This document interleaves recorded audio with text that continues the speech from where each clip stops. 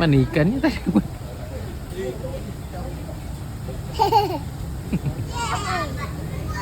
Mana ada ni? Eva. Cepat lewat catch one. Catch one fish. Eva banyak ikan ni. Oh, Eva good job, pandai. Ada leching RM1. Dia bagi tiga free. Eva.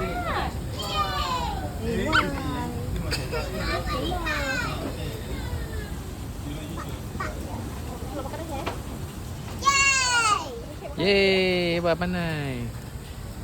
Yo, how many Eva?